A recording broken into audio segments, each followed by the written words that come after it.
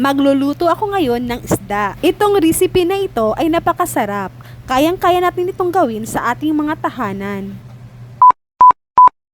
At gagawa rin tayo ng napakasarap na sauce natin, na siya talaga ang nagdadala ng sarap dito sa ating fish fillet dory. Or kahit anong fish fillet na meron kayo mga mi ay pwede iyan. Hiwain lang natin ng ganito kalalaki, yung saktong-sakto lang ang hiwa, di masyadong maliliit or malalaki ang pagkahiwa. Ilagay ko lang ito lahat sa malinis na bowl. Naglagay lang ako rito ng smoked paprika, ground black pepper, garlic powder, konting asin, at nagpiga lang ako ng 6 pieces kalamansi.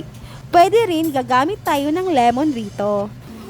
Halu-haluin lang natin ito ng maigi. Siguraduhin lang natin na nakahugas tayo ng ating mga kamay at malinis na talaga ito. Maglagay na rin ako rito ng 1/3 cup of all-purpose flour at naglagay din ako dito ng 1/2 cup naman sa cornstarch. Maglagay din tayo dito ng 2 pirasong itlog. I-massage lang natin ito hanggang makoat lahat ang ating mga cream dory fillet. Pwede pa tayong mag-add dyan ng egg at harina. Pag di pa ganong kumapit ito sa ating mga fish at itabi lang muna natin ito.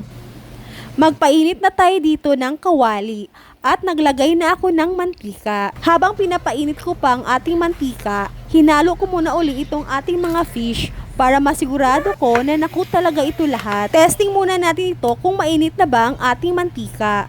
Testing lang natin ito kahit ng chopstick or kahit anong kagamitang kahoy nyo. Pag bumula na yan ng ganito, ay pwede na tayong magprito. Sa pagprito nito ay napakabilis lang dahil maliit lang naman ang ating mga slice. Kahit mga 5 minutes lang ay maluluto na ito agad. Baliktarin lang natin ito pag nag-slight brown na ito at pwede na natin itong hanguin agad pag nag-brown na ito konti dahil magdalawang prito ako rito mamaya para mas crispy talaga ang ating mga fish fillet. Palamigin ko lang muna ito konti. Maghiwa lang muna ako rito ng pipino. Babalatan ko lang ito ng pa-alternate para magkaroon naman ng design ng ating pipino. Hiwa-hiwain ko lang ito ng ganito kalalaki. Saka, ilagay ko lang muna ito sa malinis na plato. Gagamit din ako rito ng 3 pirasong kamatis. I-slice ko lang din ito ng kasing laki sa pag-slice ko sa pipino. At itabi lang din muna natin ito.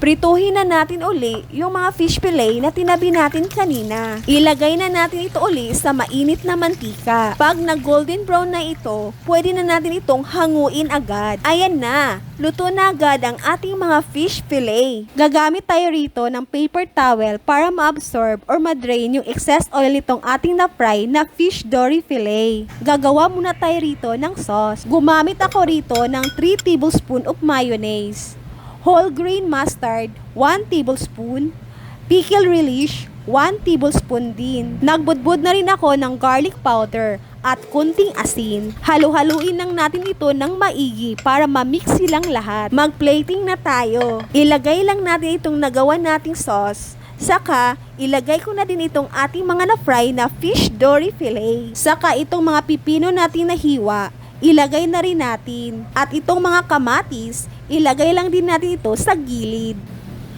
Nagbudbud na din ako dito ng green onion at konting sesame seeds. Ready na ang ating crispy cream dory fillet with yummy sauce. Tikman na natin ito.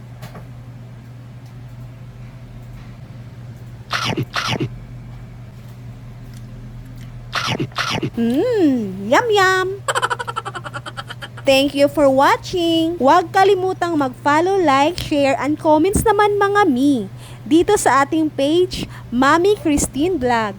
Bye!